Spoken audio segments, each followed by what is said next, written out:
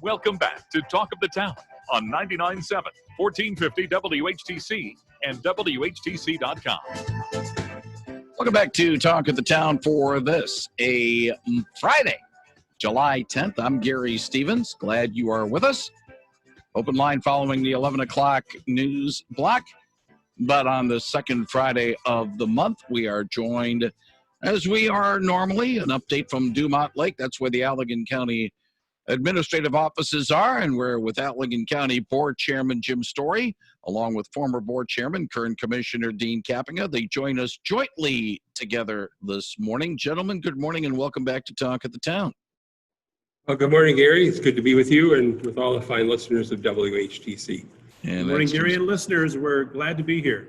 Jim Storey and Dean Kapenga in that order. If you wish to converse with us, no, you can't do it on the Zoom. You have to do it by the old-fashioned phone line, 395-1450, 395-1450. Are we back to regular meetings with the Allegan County Board, or are we still playing virtual meetings there, Jim? We're still in virtual mode. Dean and I were talking about it shortly before we came on the air here. And by the way, we're speaking together from the trestle stop in Hamilton. Yes. Dean used to represent this area, and now I represent it. So it's kind of like a homecoming to see all the people that we represent together. But back to your question, we are still meeting via Zoom, and we'll for our next meeting on July the 23rd, and then we'll see after that where life takes us. Yeah, at least, the governor says, yeah, you can, you don't have to go via Zoom anymore. But, considering the spike in cases, I have a funny feeling we might go back to that pretty soon as a mandatory thing. Well, of course, so the listeners understand, and I know you already understand, our meetings are governed by the Open Meetings Act. And so right now we're under a governor's allowance to do our open meetings via Zoom or other technology like that. But when that order expires at the end of July, so we may not have that choice going forward in the future. 395-1450 if you have a question for Allegan County Commissioners Jim Storey and Dean Kapenga. I'm going to ask Peg Nickel, put the earphones on, because you had a question, and I'd rather have you present this question that you had for the Allegan County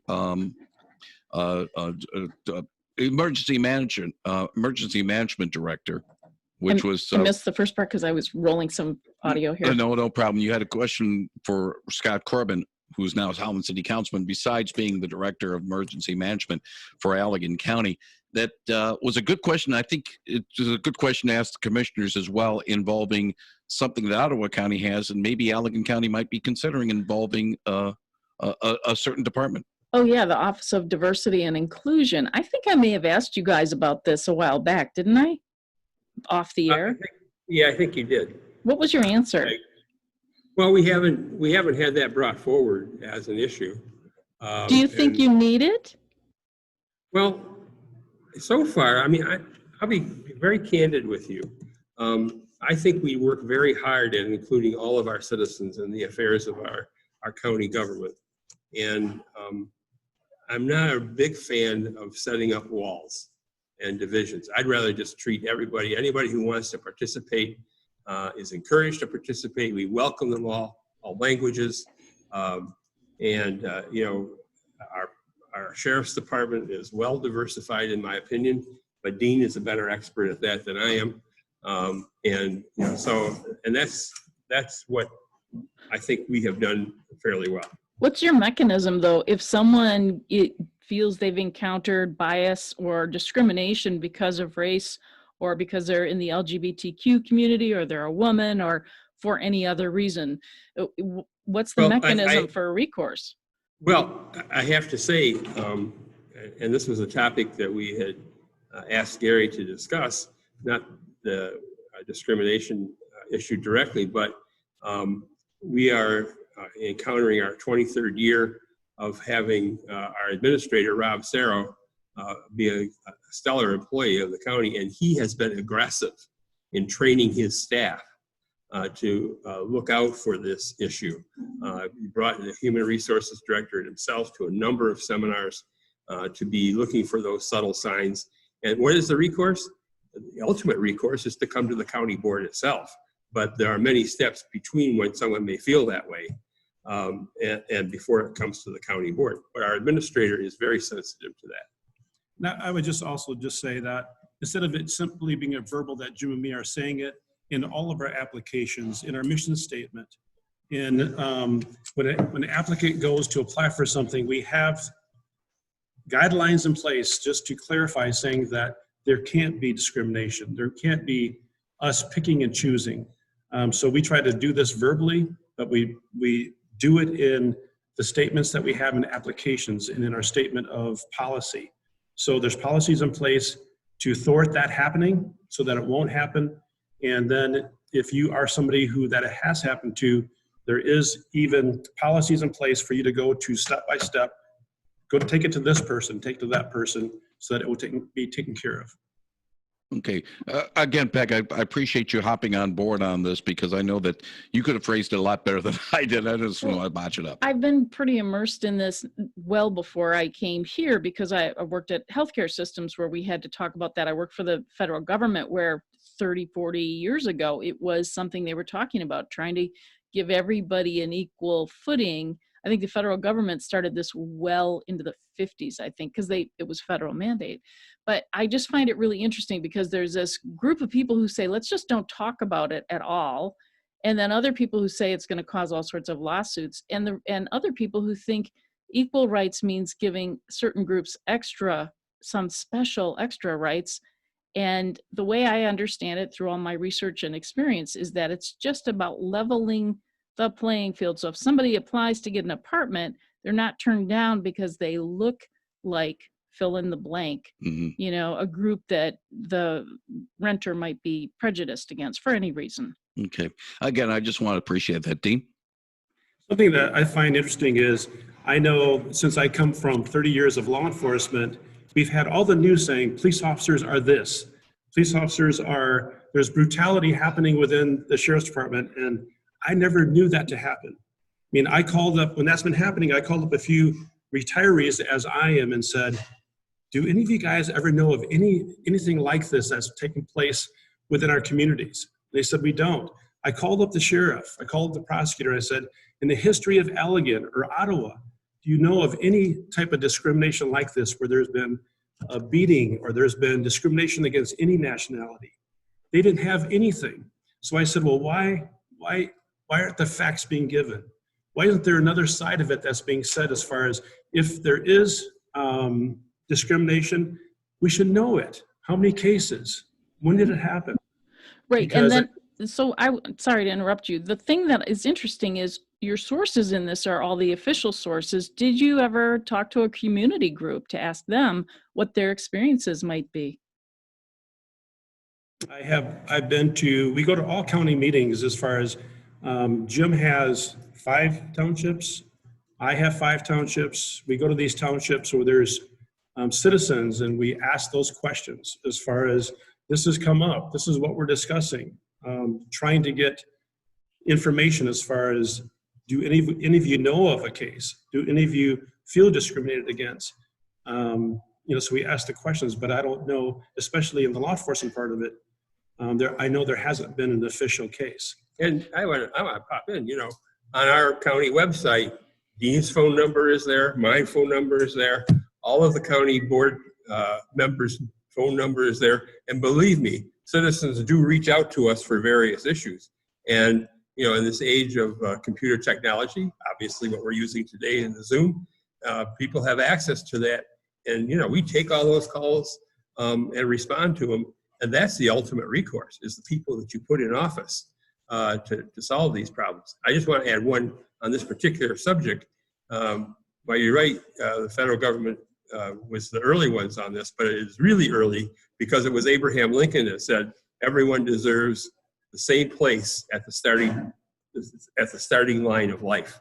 And that's exactly how I look at it. Now, the reason why I brought this up, and I appreciate Peg joining us in the conversation, is the governor's executive order yesterday, Thursday, mandating implicit bias training in for renewal of health services and medical and dental licenses in Michigan. And that brought up, she said, well, I'm going to take this thing and I'm going to have my staff take this as well. And so, she's sort of encouraging other aspects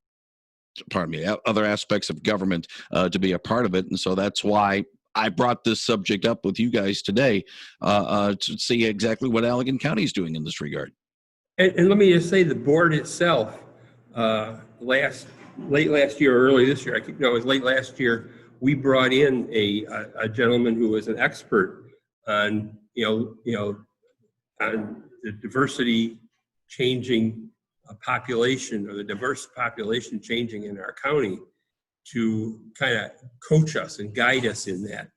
We did a full morning half-day session with him so that we too, because we are a rather undiverse board right now,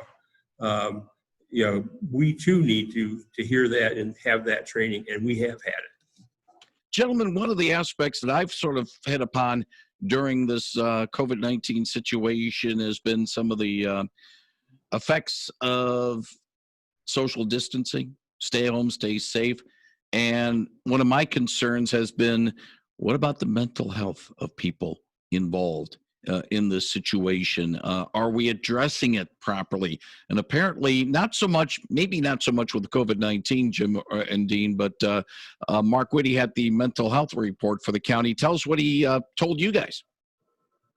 Well, I serve on that, in addition to the board of commissioners, I serve on the mental health services board with him. And first of all, Mark Whitty is our executive director, and he has been for the last 4 years, doing an excellent job of making our agency very serviceable to our residents. He noted a couple of things that made it difficult to deliver those services. One is when you're treating people who may have mental health issues, the preferred method of treating with them, of course, is in person, face to face, so you can capture them. Well, they have instituted and ironically had to get permission to do this from the federal government, because so much of the services are funded by federally sourced funds. But they had to get permission to use telehealth, techniques like we're using today, Zoom and other things. And he said that the results of that have been quite positive, both from the person providing the service to the mental health customer and to the mental health person themselves. So that was very positive to see. They are proceeding with plans to move into a new building when this COVID crisis subsides, in order to collect all of our services in one place. We have a couple of campuses now where the services are provided. We want to, using our model of converting a furniture factory into a jail, they want to convert an old Shopko building that has been vacated into a new mental health services headquarters. So those are a couple of things. They have a loan application pending with the United States Department of Agriculture, Rural Development to get that going. Talk about the Rock 10 environmental restoration effort there. Well, if many of the listeners have been to Plainwell, Rock 10's been there forever, but the owners left that building years ago and it went back to the county.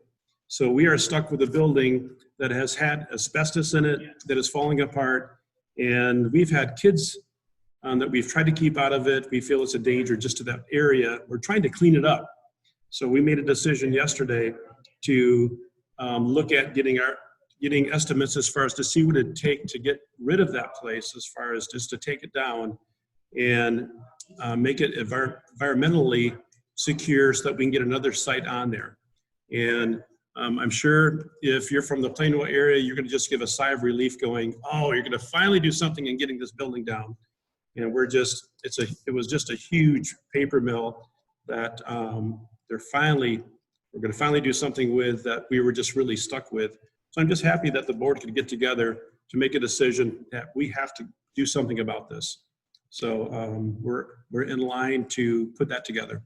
One final thing, and it goes back to what we were talking about with the meetings and whether or not it had to be virtual or in person. I know the efforts to make it streaming county meetings when it becomes live meetings once again apparently is, I would say, Jim, going full speed ahead. Yes, it is. We're just waiting for the equipment that we've ordered to arrive and for our information technology staff to be able to put it together.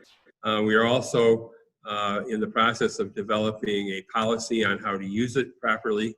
We have heard the horror stories of sometimes these meetings getting hijacked, these public body meetings getting hijacked by forces who don't want to have a civil discourse. And so we need to have a policy in place as to what's going to be permitted, because of course the public needs to be able to participate in our meetings through the public participation thing. So, hopefully by the end of August, early September, we'll have this system in place, and then we can all put on makeup to be on TV. Well, maybe not. I mean, hey, we're surviving in the Zoom technology. I don't think. Yeah. I'm only kidding, you listeners. Yeah. No makeup.